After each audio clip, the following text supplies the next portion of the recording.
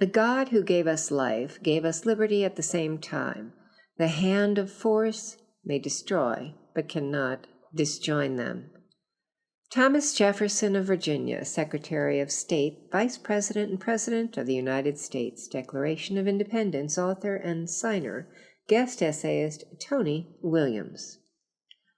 Colonial Virginia was a hierarchical society in which wealthy slave-owning planters provided political and civil leadership. Their financial independence gave them the leisure to serve in the House of Burgesses, local offices such as the militia and Anglican parishes as vestrymen, to name a few. These planter statesmen were the leaders of the Patriot resistance and movement to British tyranny in the 1760s and 1770s. George Washington, James Madison, Patrick Henry, Richard Henry Lee, and Thomas Jefferson. On April 13, 1743, Jefferson was born to Peter and Jane at Shadwell Plantation on the Virginia frontier. His father was a planter statesman who passed away in 1757, leaving Thomas and his brother significant landholdings. Jefferson was destined to become a planter statesman in his own right, though the imperial crisis and American Revolution would provide him an opportunity for greatness on a world stage as a founder and lawgiver. In 1825, Thomas Jefferson wrote to his friend Henry Lee, reflecting on the meaning of the Declaration of Independence. He disclaimed originality in the ideas that shaped the Declaration of Independence. This was the object of the Declaration of Independence, not to find out new principles or new arguments never before thought of, not merely to say things which had never been said before, but to place before mankind the common sense of the subject in terms so plain and firm as to command their assent. It was intended to be an expression of the American mind and to give to that expression the proper tone and spirit called for by the occasion. All its authority rests then on the harmonizing sentiments of the day, whether expressed in conversation, in letters, printed essays, or in the elementary books of public right, as Aristotle, Cicero, Locke, Sidney, etc. Jefferson disclaimer to any originality in writing about the principles of natural rights republicanism in the Declaration of Independence was based upon the harmonizing sentiments of the day, circulating in colonial newspapers, pamphlets, taverns, and colonial legislatures. The harmonizing sentiments of the 1760s and 1770s supported a natural law opposition to British tyranny in the American colonies. James Otis was one of the earliest proponents of natural law resistance. In 1764, he wrote, "Should an act of Parliament be against any of his natural laws, which are immutably true, their declaration would be contrary to eternal truth, equity, and justice, and consequently void." The speeches of Patrick Henry, the debates in the House of Burgesses and Continental Congresses, and the pamphlets of John Dickinson, Alexander Hamilton, and Thomas Paine expressed many of the same natural rights sentiments. Jefferson also discovered these harmonizing sentiments during his classical education and in the books he read. He studied with Reverend William Douglas and Reverend James Morey. They provided young Jefferson with a rigorous classical education. He studied Latin and Greek and read the poetry of Horace and Virgil, the Roman historians, and the political ideas of Cicero and Aristotle. He derived much of his thinking about natural law and political principles from these sources.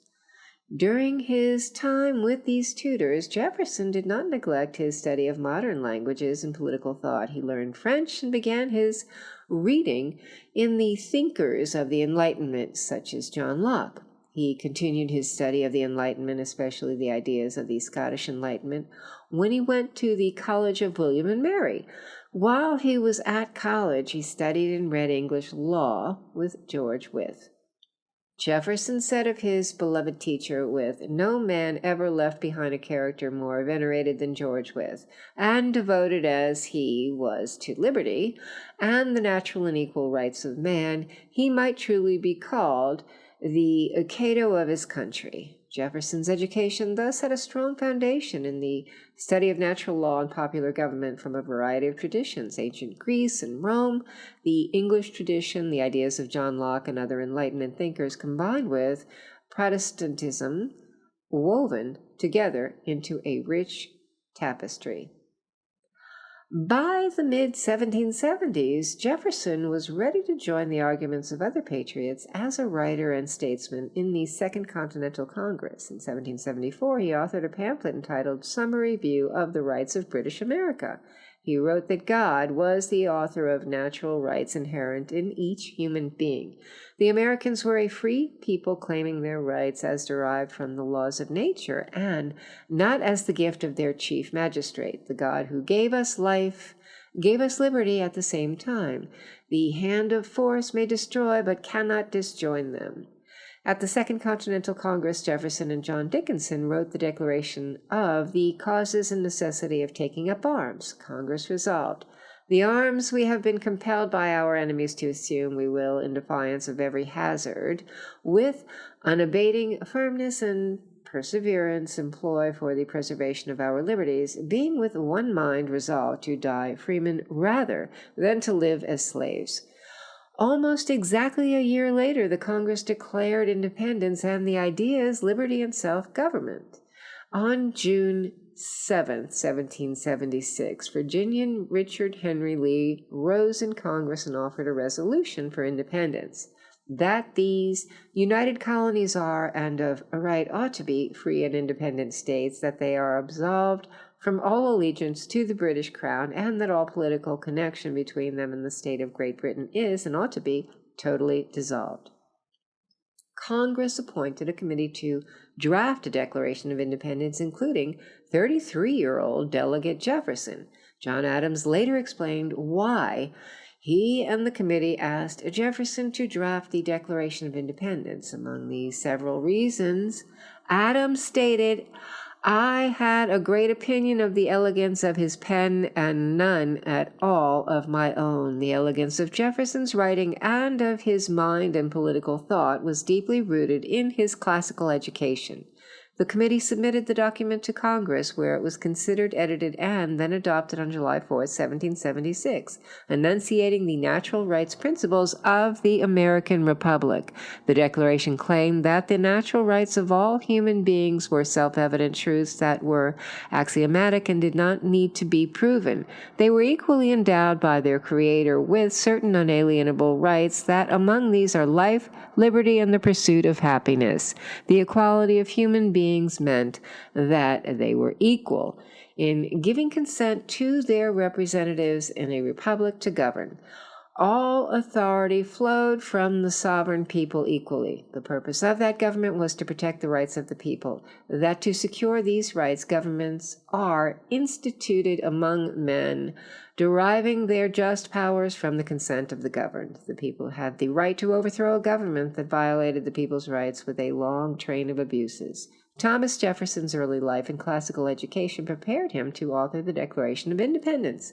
After this watershed contribution to the creation of the American Republic, Jefferson led a life of patriotic public service as a member of Congress, diplomat, Secretary of State, Vice President, and President during the early Republic that witnessed the creation of American institutions, the formulation of domestic and foreign policies, and the expansion of the new nation. Jefferson died providentially on July 4, 1826, along with his friend John Adams. It was fitting that Jefferson and Adams died on the 50th anniversary of the Declaration of Independence that they submitted to the Continental Congress, the American people, and the world. Tony Williams is a senior fellow at the Bill of Rights Institute and is the author of 6 books, including Washington and Hamilton, The Alliance That Forged America with Stephen Knott. Williams is currently writing a book on the Declaration of Independence.